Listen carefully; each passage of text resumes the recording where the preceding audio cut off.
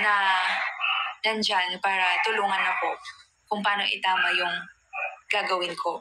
Ganyan. Diba? So, ayoko naman na bumalik sa world na ang gulo-gulo na nga, tapos yung parang, alam mo yun, parang ang gulo na lahat. Pati ba naman yung inside world ko magugulo pa, 'di ba? So parang ngayon, okay na, panatag na ako. Parang sige, magkagulo kayo diyan, ang dami niyong italak diyan. Ayan. Ako dito, okay na ako kasi parang kontento na ako sa life ko and sa taong nakakasama ko ngayon.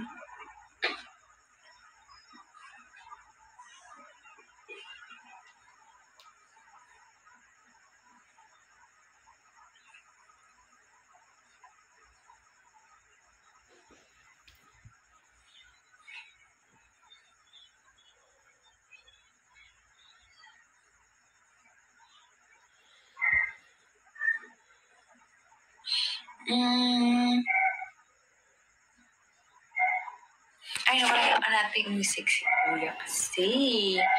Wait lang. Oh no. Oh no.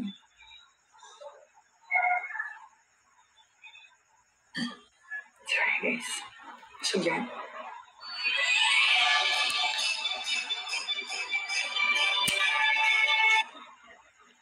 Kasi, hindi na, wala. Nakakainis nga, parang ang dami na lang laging nasasabi. Kahit anong gawin mo, tama or mali, ang dami pa rin sinasabi ng mga tao.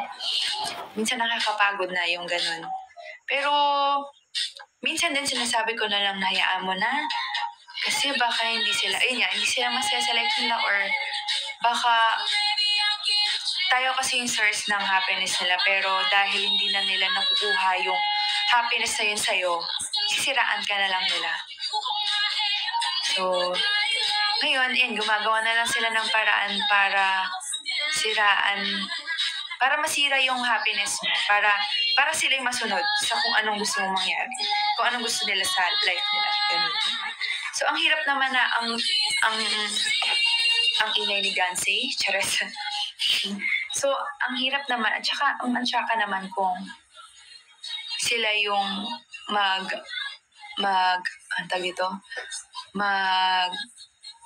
papasunod sa'yo dahil lang yun yung kasayahan nila. Diba? Paano ikaw? Masaya ka ba sa ganun? Diba? Parang panandali ang kasiyahan lang naman yung mga ganun eh. Diba?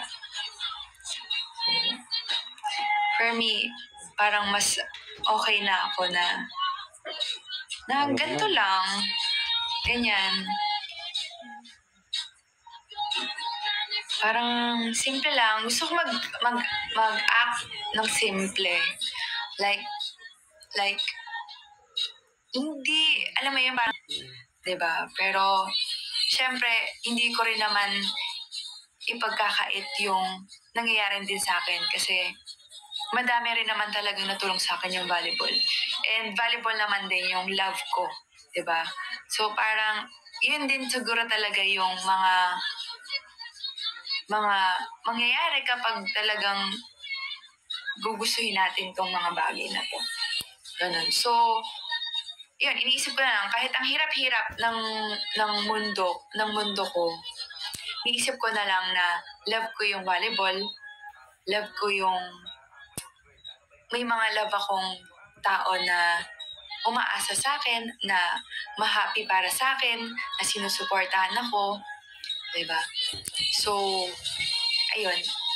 Tsaka, kahit gaano ka-stress yung world, parang pag naglalaro ako, kapag nakikita ko masaya yung mga tao, yung family ko, yung friends ko, yung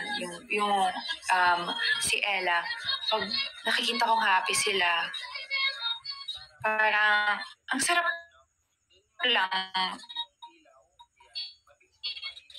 Ang sarap lang gawin package. Maglaro lang ng maglaro.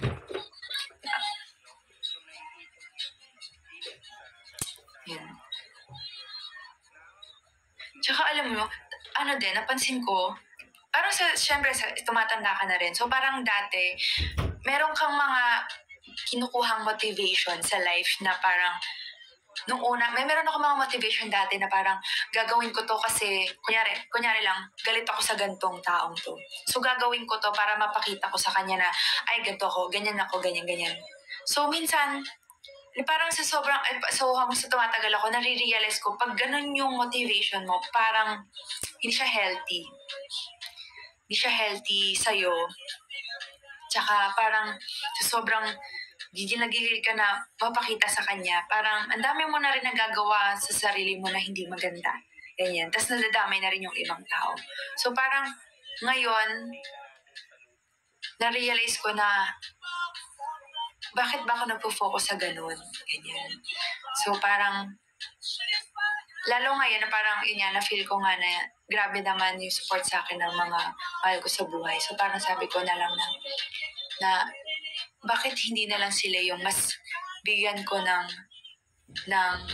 pansin at bigyan na sila yung mas maging motivation ko.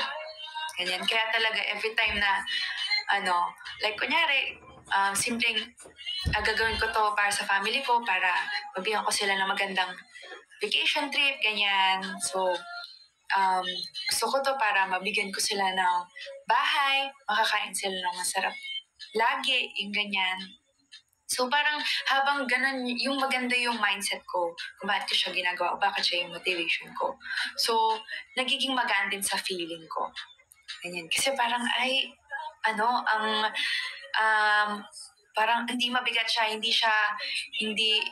ako gigil, alam mo yun, relax lang ako sa life, ganyan. Kasi maganda yung motivation ko sa life. So, kasi hindi, kaya ganun ka din. Kasi parang may galit ka rin sa life mo. May galit ka na feel sa ganong klase motivation, yung parang may galit, di ba? So kaya, ganun.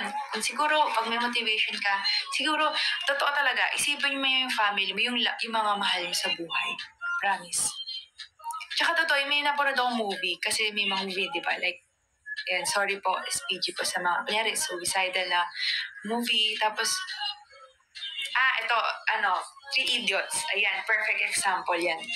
Di ba meron nga, doon sa school na yun na parang laging may suicide, ganyan-ganyan, kasi nape-pressure sa school, ganyan-ganyan. Tapos, di ba tatlo sila, yung isa doon, si Raj, tumalon siya sa window, ganyan, kasi nga, sa kanilang tatlo siya yung talagang hirap sa life. So, parang nawala na siyang sa katinoan. So, tumalon na lang siya. So, parang suicide na nga siya. Tapos, may isa silang friend na si Faran? Tama ba? Si Faran ba yun? Sorry na, kailangan ko to i-share. Kasi, so meron siya na parang hindi niya talaga gusto yung engineering. So, parang si Amir Khan, ano pa ni Amir Khan dun? Guys, help. Anong name ni Amir Khan dun? Basta yun, yung bida, na parang pinush siya na sabihin kung ano talaga yung gusto niya. So sinabi niya sa parents niya, ganyan-ganyan, gusto niya maging photographer, ganyan-ganyan. Tapos, pinaka-cute na part doon, pinaka-gustuhan kong part doon is yung sabi niya na nilagay niya yung picture niya dun sa wallet niya, nilagay niya yung picture ng parents niya sa wallet niya para lagi niyang i-remind sa sarili niya na hindi niya kailangan mag-suicide para lang makakuha ng grades o makapasa dun sa school na gusto ng parents niya. Ayun, si Rancho. Thank you so much, love. Ayan. Thank you, So, parang ang cute lang na yun yung nagre-remind sa kanya na kung ano yung kailangan niyang, kung ano lang yung tama niyang dapat gawin sa desisyon niya, di ba? So, never niyang naisip mag-suicide kasi tinitingnan lang niya yung picture ng parents niya. Kasi, yun yung nagpaparemind sa kanya na nabubuhay ako para sa kanila. May gusto kong gawin sa life para sa kanila. Diba? So, yun. Siguro talaga yung mga movies, no? Yeah, all is well.